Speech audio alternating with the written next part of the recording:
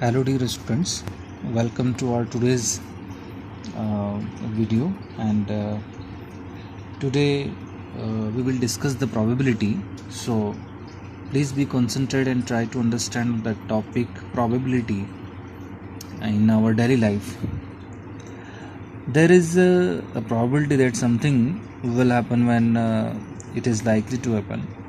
जैसे कि बारिश कल जैसे कल बारिश होगी है ना, तो वो कंफर्म नहीं है ना कि कल बारिश होगी भी या नहीं होगी, तो हम जस्ट एक चांस है कि हो सकती है ना। और जैसे कि कल जो है बहुत गर्मी रहेगी, तो हम एक्सपेक्ट कर रहे हैं, हम सिर्फ एक्सपेक्ट कर रहे होते हैं। तो कुछ स्टेटमेंट जैसे कि इंग्लिश में अपन बोलें तो इट विल रेन टुडे, मतलब कि आज बारिश जो है वो होगी, ऐसा कुछ अपन बोल दें। या फिर कोई राइट है कोई रॉन्ग है, तो इस तरह से ही मे बी राइट और ही मे रॉन्ग। सो ये इस तरह के जो स्टेटमेंट्स होते हैं, वो स्टेटमेंट ऐसे सिचुएशन को रिप्रेजेंट करते हैं जिसमें कुछ अनसर्टेनिटी रहती है, फिक्स नहीं रहता है कि कुछ होगा, यही होगा या फिर यही होगा, मतलब एक हम एग्जैक्टली नहीं बता सकते। वहाँ पर वैसी सिचुएशंस रहती हैं।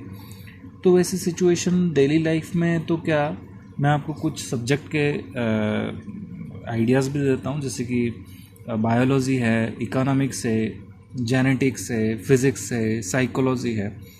इन सारे सब्जेक्ट्स में भी आजकल जो है प्रोबेबिलिटी जो है यूज़ किया जाता है। तो प्रोबेबिलिटी यूज़ करने का सिर्फ यही एक एजेंडा रहता है कि उसके किसी भी चीज़ का अगर उसके कोई भी इवेंट है उसको हैपन होने के लिए उसके चांसेस क्या क्या रहते हैं, बस उसको चांसेस फाइंड आउट करने के बहुत सारे तरीके यहाँ पर हम पढ़ते हैं, और वही अपना कंटेंट जो है वो प्रोबेबिलिटी के अंदर होता है। तो एक और इंटरेस्टिंग बात मैं आपको बता दूं कि एक मैथमेटिशियन थे जे कार्डन करके, उन्होंने अपनी शुरुआती में एक बुक लिखी थी, the book on games of chance. तो उन्होंने भी यही बताया उस बुक के अंदर कि जो चांस के जो गेम्स होते हैं, जैसे कि अपन कोई भी चांस जो है वो देखें कि यार ये जैसे कि फॉर एग्जांपल अपने पास ये एक पेन है, दूसरा वाला ये पेन है, तो अभी एक गेम ही हो गया कि भाई अगर मान लो मैं इनको बिना देखे कोई सा भी एक पेन उठा रहा हूँ इनको शफल करके, तो इनका एक चांस ही हो गया ना, एक तरीके का गेम हो गया। ओहो, जैसे कि मान लो अपने हाथ में इस तरह से अपने रेड पेन उठा लिया और अपनी आंखें बंद है, और अपन कह रहे हैं कि नहीं हमने तो ब्लू पेन उठाया, तो हो सकता है ना कि हम गलत भी हो सकते हैं, हम सही भी हो सकते हैं। तो हम वहाँ पर अनसर्टेनिटी जो है वो वहाँ पर होती है ना। तो इसलिए क्या है कि जब अपन श्योर नहीं होते हैं तब श्योरिटी के कितने चांस है और अपने गलत होने के कितने चांसेस है, वो फाइंड आउट करना ही प्रोबेबिलिटी होता है। ठीक है। So just I am writing the formula about the random experiment. Random experiment का मतलब ये होता है कि आप किसी भी एक चीज़ को मतलब बिना देखे, बिना ऑब्जर्व किए आप लोग जो है उठा रहे हैं या पिकअप कर रहे हैं, किसी भी एक डेटा को पिकअप कर रहे हैं, किसी भी एक थिंग को पिकअप कर रहे हैं, तो वो रैंडम एक्सपेरिमेंट हो गया है ना। आप बिना देखे जो है उसको पिकअप कर रहे हैं, है ना, उठा रहे हैं, या फिर उनमें से चूज़ कर रहे हैं, या फिर उनके डेटास को कलेक्ट कर रहे हैं, तो वो रैंडम एक्सपेरिमेंट हो गया, बिना ऑब्जर्व किए बिना देखे, तो वो रैंडम एक्सपेरिमेंट हो गया। तो यहाँ पर एक चीज़ है, प्रोबेबिलिटी ऑफ द इवेंट कैसे लिखाएगा, number of outcomes number of outcomes में मतलब जैसे कि यहाँ पर अपने पास टू थिंग्स है, अपने पास दो चीज़ें हैं। अब यहाँ पर पॉसिबल आउटकम्स क्या है, हम आंख बंद करके इन दोनों चीज़ों को उठाएं, दोनों चीज़ों को साथ में तो उठाएंगे नहीं, दोनों चीज़ों में से एक को उठाना है, तो टोटल पॉसिबिलिटीज़ कितनी हो सकती हैं, एक कि हम ब्लू उठाएं, दूसरी पॉसिबिलिटी कि हम रेड उठाएं, राइट। अब यहाँ पर वो पॉसिबल यानी कि दोनों पॉसिबल हो सकते हैं ना, अब या तो ये उठ जाएगा या फिर ये उठ जाएगा, तो ये दोनों पॉसिबल आउटकम्स है। और एक चीज़ और है, number of outcomes of the random experiment which favour the event E. Favour the event E मतलब इवेंट ई को जो फेवर करता है वो आपका आउटकम कितना है, उसकी काउंटिंग क्या है, वो जो है नंबर ऑफ आउटकम होता है, favourable outcome divide by number of possible outcomes of the random experiment. यहाँ पर इसको लेकर के चेक करते हैं कि यहाँ पर टोटल आउटकम्स अपने पास 2 है। अब हम एक इवेंट रख रहे हैं। इवेंट मतलब हमने एक कंडीशन यहाँ पर रखी। हमने कंडीशन रखी कि भाई आपने जो ब्लू उठाया है, राइट, ब्लू उठाने को हम एक इवेंट से यहाँ पर रिप्रेजेंट कर रहे हैं कि हमने जो भी पेन उठाया है वो एक ब्लू पेन हो, तो ये जो है वो आपका इवेंट हो जाता है। अब उस इवेंट के आउटकम के नंबर्स कितने हो रहे हैं, यहाँ पर एक ही ब्लू पेन है तो एक ही यहाँ पर जो है अपन उठा सकते हैं, तो नंबर कितने हो गए इसके 1, और कितने टोटल नंबर थे फेवरेबल आउटकम के 2, तो ये आंसर जो है उसका 1/2 आपका हो जाता है। तो ये सिंपल सी चीज़ें हैं। अभी यहाँ पर मुझे जो इम्पोर्टेंट बात है वो ये है कि इक्वली लाइकली आउटकम्स होता क्या है, वो इम्पोर्टेंट है।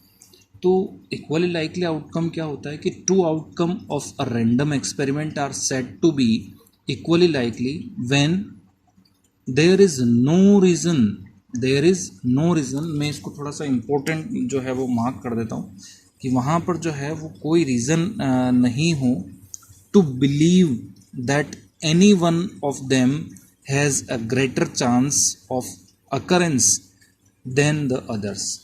मतलब इक्वली लाइकली आउटकम क्या होता है कि 2 आउटकम इक्वली लाइकली होंगे, 2 आउटकम इक्वली लाइकली होंगे कब, जब ऐसा कोई रीज़न आप जो है नहीं बता सकते जो ये बिलीव करवा दे कि एक की प्रोबेबिलिटी ग्रेटर देन है, सॉरी, एक के चूज़ करने का जो चांस है वो ज़्यादा है ना। जैसे कि अब मैं आंखें बंद करके कोई सा भी, अब देखो इनकी अगर पहचान अलग अलग है तो हाँ ये एक रीज़न हो गया।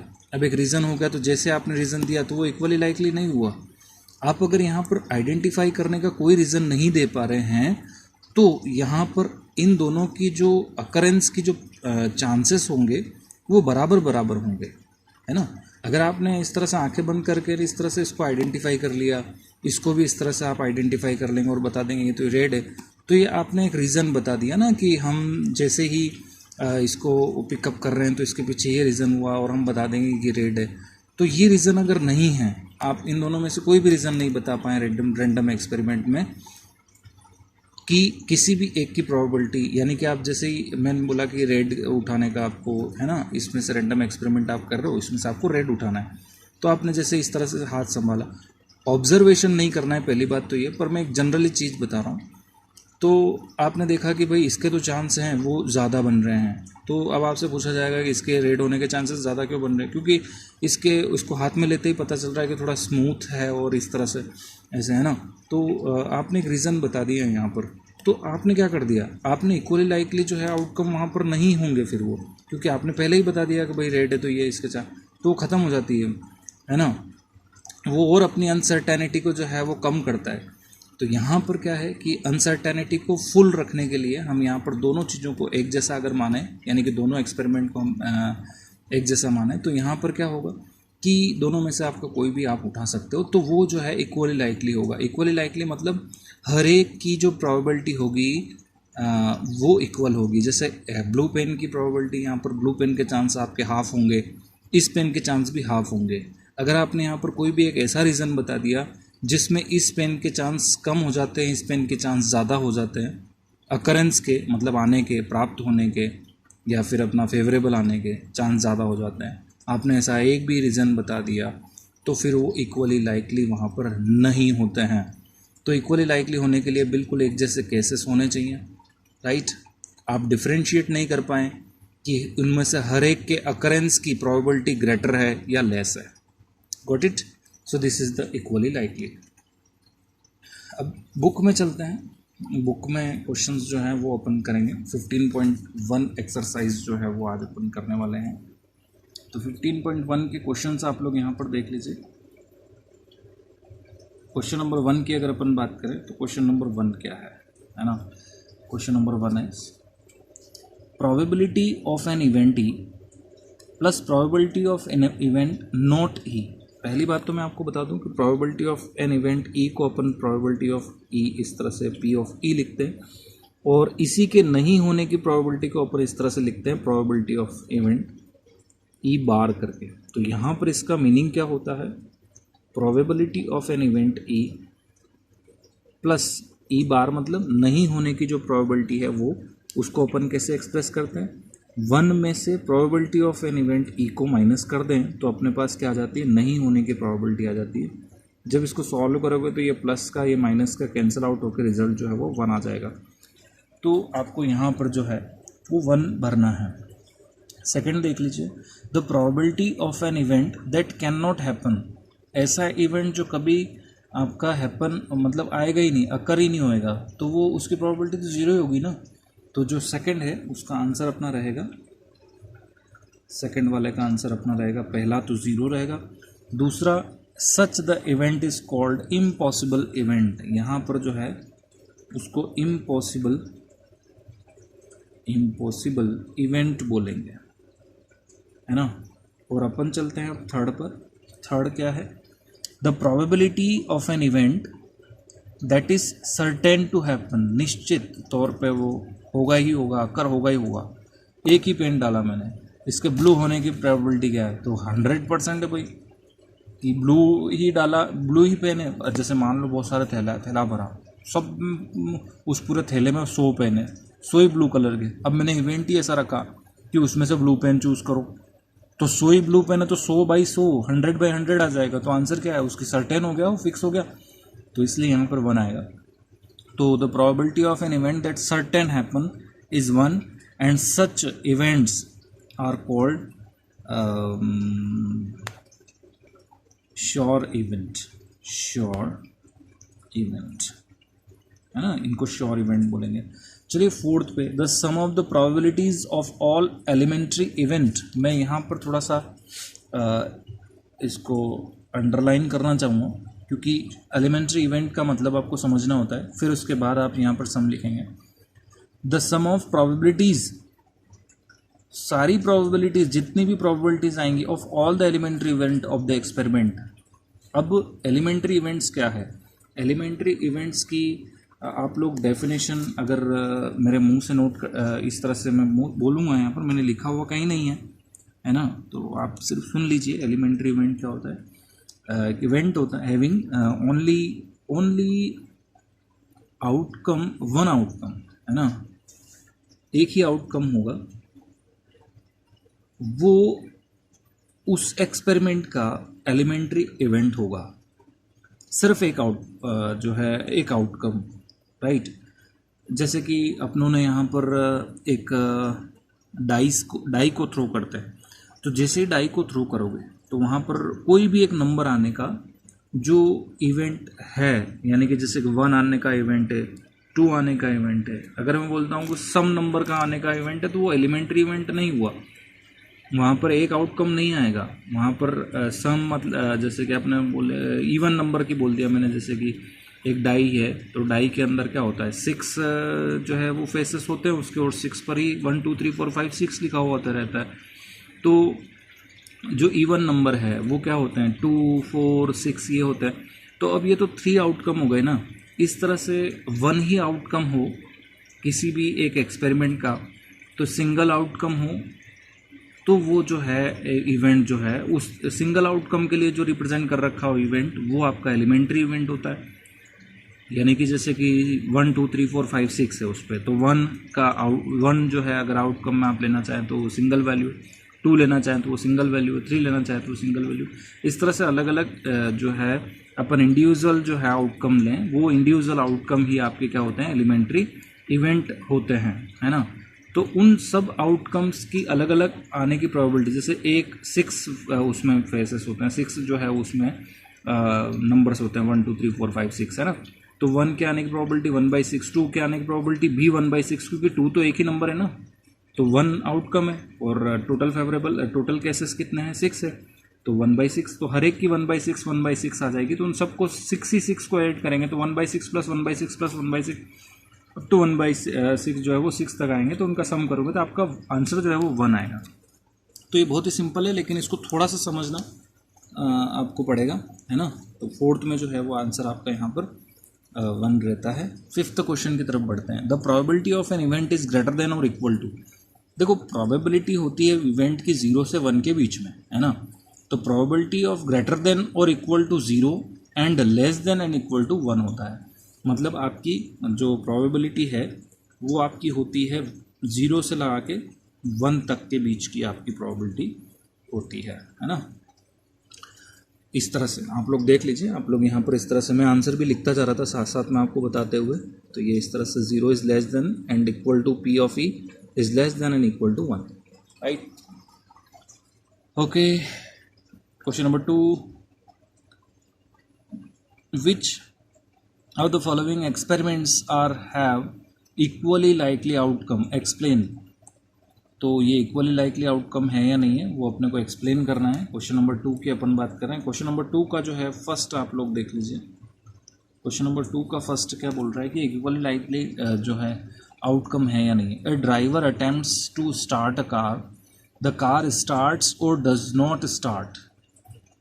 आपने यहाँ पर जैसे देखिए, एक ड्राइवर है जो अटेम्प्ट करता है कार को स्टार्ट करने की, तो कार जो है वो स्टार्ट होगी या नहीं स्टार्ट होगी। तो अब वो अटेम्प्ट कर रहा है, उसने ये रीज़न नहीं बताया कार की कंडीशन अच्छी है ये वो। तो यहाँ पर कुछ भी हो सकता है, दोनों में से स्टार्ट भी हो सकती है नहीं भी हो सकती है, लेकिन हम यहाँ पर एक रीज़न बताएंगे कि कार जो है वो स्टार्ट होगी या नहीं होगी। क्या रीज़न आपको यहाँ पर बताएंगे, वो ये है कि कार की कंडीशन क्या है। अगर कार की कंडीशन अच्छी होती है तो वो स्टार्ट हो जाएगा, जो कि इक्वली लाइकली नहीं है। अगर मान लो मैं कहता हूँ कि कार की कंडीशन बुरी है तो कार स्टार्ट नहीं होगी, जो फिर भी इक्वली लाइकली नहीं हो जाए, क्योंकि हमने एक रीज़न बता दिया जिसमें इसकी नहीं होने की, स्टार्ट होने की प्रोबेबल चांस को ज़्यादा बता रहा है। अगर मैंने बताया कि गुड कंडीशन है तो कार स्टार्ट होने की चांसेस को ज़्यादा बता रहा है। तो हम सर क्या बताएं, यही तो बता सकते हो ना कि आपकी या तो अच्छी होगी कार की कंडीशन या ख़राब होगी, है ना। मीडियम तो आप कैसे बोलोगे। तो इस केस में यहाँ पर कार की जो कंडीशन है उस पर डिपेंड करता है, और ये इक्वली लाइकली आउटकम नहीं है। दोनों के चांसेस इक्वल नहीं हो रहे हैं। वो डिपेंड किस पे कर रहा है, एक रीज़न पे डिपेंड कर रहा है, और रीज़न क्या है, कार की कंडीशन, है ना। तो इसलिए अपन यहाँ पर क्या बोलेंगे इसको कि ये जो है इक्वली लाइकली इवेंट नहीं है। इक्वली लाइकली इवेंट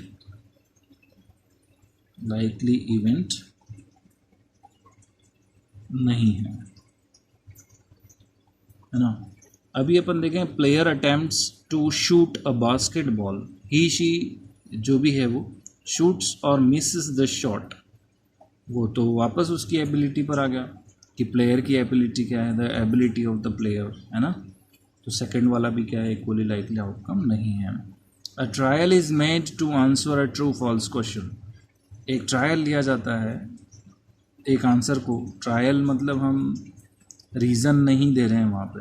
ट्रायल का मतलब ये होता है कि हम वापस वही, ट्रायल मतलब आप समझते ही हैं, है ना, बिना ऐसे इस तरह से। तो वो ट्रू और फॉल्स है क्वेश्चन ना, भले आप ऑब्जर्व करके देख रहे हैं कुछ भी कर रहे हैं, तो उसमें ट्रू और फॉल्स आपने लिया, तो या तो ट्रू है या फिर वो फॉल्स है ना। दो ही कंडीशन होंगी ना, और तीसरी कंडीशन तो हो ही नहीं सकती। तो अब ट्रू है फॉल्स है, द आंसर इज राइट और रॉन्ग। चलो पहले एक चीज़ देख लेते, द आंसर इज राइट। देखो अगर मान लो ट्रू हुआ न राइट हुआ तो राइट है, फॉल्स हुआ न आपने अगर ट्रू भर दिया है तो वो रॉन्ग हो जाएगा। तो यहाँ पर राइट और रॉन्ग जो है दोनों एक साथ लिए हुए हैं। दूसरा, ट्रू और फॉल्स के होने के जो चांसेस हैं, क्योंकि यहाँ पर ट्रायल है, इसने ट्रायल बोला है, तो ट्रायल में ट्रू और फॉल्स होने के चांसेस बराबर होते हैं। क्योंकि आपने ट्रायल लिया है, आपको एग्जैक्टली एक तरफ आप कोई रीज़न नहीं दे पा रहे हैं कि ये ट्रू की तरफ ज़्यादा इसका रुख है या फॉल्स की तरफ है। ट्रायल में हमेशा दोनों इक्वल चांस होते हैं, ट्रू और फॉल्स के। तो यहाँ पर जो है वो इक्वली लाइकली आउटकम आपके होते हैं, ठीक है। दूसरा, फोर्थ क्वेश्चन देख लो, baby is born. Baby born होता है ना।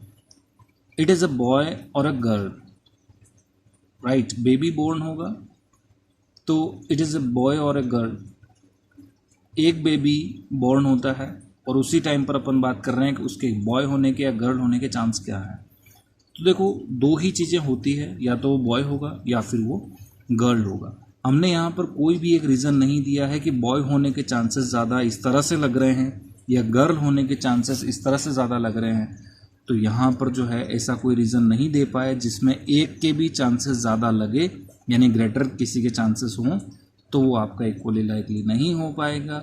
लेकिन यहाँ पर इक्वली लाइकली है क्योंकि हमने कोई भी रीज़न यहाँ पर नहीं दिया है, और इस तरह से हम बता नहीं पाए इसको। किसी में भी कार स्टार्ट होती है नहीं होती, यहाँ पर कोई रीज़न नहीं दिया है, तो ये तो इस पर एबिलिटी पे डिपेंड करता है, ये भी यहाँ पर एबिलिटी पे डिपेंड करता है। अगर मैं बोल दूँ कि नहीं वो तो ऐसा शूटर है कि उसका शॉट तो 100% जाता है और वो एक रोबोट की तरह जाएगा, तो वो फिक्स रीज़न आपने दे दिया, एक तरफ रुक बन गया उसका, तो ये चीज़ होती है।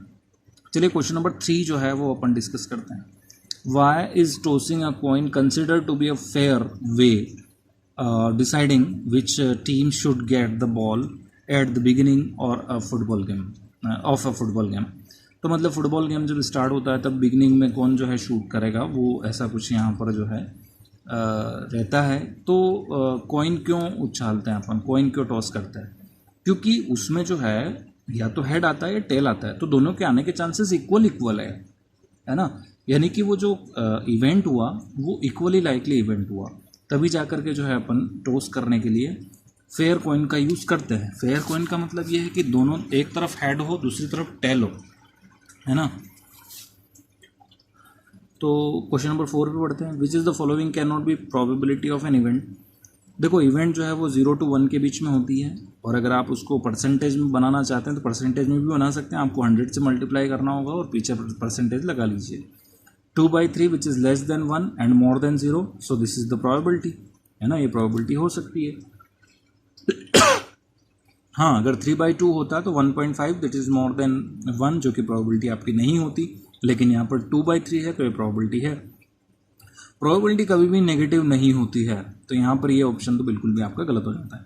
हाँ, प्रोबेबिलिटी बिल्कुल परसेंटेज में आप लिख सकते हैं प्रोबेबिलिटी को, तो आप यहाँ पर परसेंटेज में होती है, तो 0% से ला के 100% तक प्रोबेबिलिटी आप रिप्रेजेंट कर सकते हैं, तो ये बिल्कुल सही है। 0.7 भी सही है क्योंकि 0 to 1 के बीच में 0.7 आता है।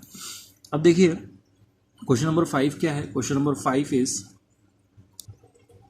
as P of E 0.05, what is the probability of not E? As I told you before that, अगर P of E आपका ये है तो P not E निकालने के लिए आपको इस तरह से, या E डैश भी कर सकते हैं आप, कोई प्रॉब्लम नहीं है। 1 माइनस जो आपकी प्रोबेबिलिटी गिवन है वो आप लोग यहाँ पर रख सकते हैं, तो आपका जो आंसर आएगा वो आपके पास आएगा इस तरह से। पॉइंट जो है 95 जो है वो आपका यहाँ पर प्रोबेबिलिटी इवेंट नहीं होने के चांसेस आपके यहाँ पर रहते हैं, ठीक है। A bag contents lemon flavoured candies only. एक बेक के अंदर लेमन फ्लेवर्ड कैंडीज हैं सिर्फ। Malani takes out 1 candy without looking into the bag. What is the probability that she takes out an orange flavoured candy. दूसरा है 11 flavour candy. Orange flavour candy तो है ही नहीं, है ना, तो ऑरेंज फ्लेवर कैंडी अगर नहीं है तो क्वेश्चन नंबर 6 में अपन क्या आंसर देंगे। क्वेश्चन नंबर 6 के फर्स्ट में आंसर देंगे, चूँकि एन ऑरेंज फ्लेवर कैंडी को अपन यहाँ पर ए इवेंट, पहले ए इवेंट को डिस्क्राइब कर देता हूँ कि यहाँ पर ए इवेंट जो है वो एन ऑरेंज फ्लेवर्ड, है ना। तो ये ऑरेंज फ्लेवर्ड को अगर बता रहा है, बात सुनना, ऑरेंज फ्लेवर्ड को बता रहा है तो इसका मतलब ये कि ये हर कुछ भी बोल रहा है ना कि ऑरेंज फ्लेवर, इसने कोई सा भी कलर ले लिया, इसने कोई क्वेश्चन के अंदर से यहाँ से नहीं लिया है, इसने कुछ भी बोला है, तो वो तो चीज़ अवेलेबल ही नहीं है, तो फिर इसकी प्रोबेबिलिटी क्या हो जाएगी, एक ही। चूँकि ऑरेंज कैंडी नहीं अवेलेबल है तो 0, है ना। चूँकि एक लेमन कैंडी, सारी लेमन कैंडी ही जो है अवेलेबल है, तो वो जो है आपकी वहाँ पर श्योर इवेंट हो गया हो, है ना। तो श्योर इवेंट हो गया, तो श्योर इवेंट की जो प्रोबेबिलिटी है वो क्या आएगी, उसकी प्रोबेबिलिटी आपकी आती है 1, है ना। तो प्रोबेबिलिटी ऑफ इवेंट यहाँ पर जो है बी ले लेता हूँ मैं, है ना, मैंने ए ही ले लिया इसको, तो probability of event B is equal to 1 हो जाएगी, ठीक है। It is given that in a group of 3 students, 3 students का ग्रुप है, the probability of 2 students not having the same birthday is 0.992. What is the probability that two students have the same birthday? ये नहीं birthday होने की probability दे रखी है, तो होने की प्रोबेबिलिटी को 1 माइनस कर दीजिए आप, है ना. Probability of the two students having same birthday. तो आंसर क्या लिखेंगे अपन क्वेश्चन नंबर 7 में?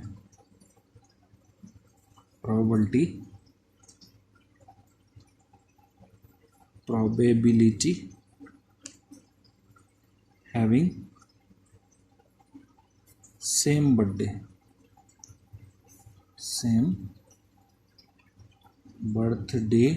इज इक्वल टू 1 माइनस जो अपने को यहाँ पर नहीं होने की गिवन है वो कितने 0.992 है. इसको जैसे आप सॉल्व करेंगे तो आपके पास रिजल्ट क्या आएगा? 12 टू -8 0.008 जो है वो प्रोबेबिलिटी आपकी यहाँ पर आती है. क्वेश्चन नंबर 8 देख लेते हैं. अ bag contents 3 red balls and 5 black balls. एक बैग के अंदर 3 तो रेड बॉल है और 5 जो है वो ब्लैक बॉल है. A ball is drawn at random from the bag. एक बॉल जो है वो रेंडमली चूज़ की जाती है. What is the probability the ball drawn is red और नॉट रेड. रेड होने की प्रोबेबिलिटी अपने को निकालनी है ना. तो क्वेश्चन नंबर 8 जो है, टोटल बॉल्स कितनी हैं?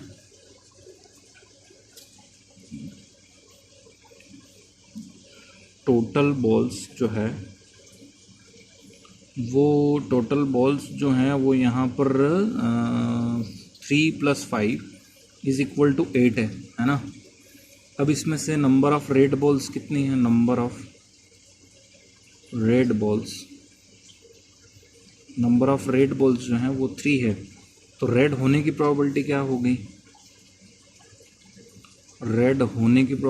होगी? 3 कितने में से? 8 में से 3. भाई 3 बॉल जो है वो अपना फेवरेबल केस हो गया, तो 3/8 आएगा आंसर, है ना. तो क्वेश्चन नंबर नहीं होने की प्रोबेबिलिटी देख लीजिए आप.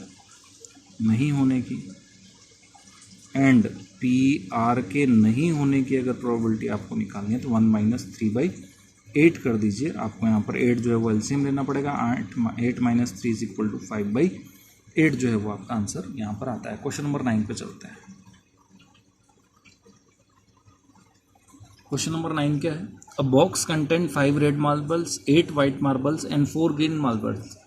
Out of random, what is the probability that the marble taken out will be red, white or not green? तो पहला देख लेते हैं अपन इसमें. तो रेड आने की जो प्रोबेबिलिटी होगी वो क्या होगी?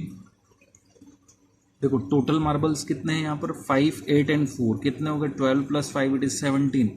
तो total marbles are there here 17. और 17 में से रेड कितने हैं? 5 रेड हैं. तो रेड की प्रोबेबिलिटी क्या होगी? 17 में से 5. और वाइट मार्बल की प्रोबेबिलिटी क्या होगी? वाइट मार्बल की प्रोबेबिलिटी होगी आपकी 8. कितने में से? 17 मार्बल में से, है ना. अब ये बोल रहा है कि ग्रीन नहीं होने की प्रोबेबिलिटी क्या होगी. तो ग्रीन होने की जो प्रोबेबिलिटी होगी उसमें से अपन 1 माइनस कर देंगे. तो ग्रीन होने की प्रोबेबिलिटी क्या होगी यहाँ पर? ग्रीन होने की प्रोबेबिलिटी यहाँ पर होगी, क्योंकि 4 ग्रीन मार्बल्स हैं तो 4/17. और नॉट ग्रीन नहीं हो तो G पर बार लगा दीजिए. तो 1 - 4/17. जब आप इसको सॉल्व कर रहे होंगे तो 17 - 4 इट इज़ 13. तो 13/17 जो है वो आपकी प्रोबेबिलिटी ग्रीन नहीं होने की बताएगा. Thank you.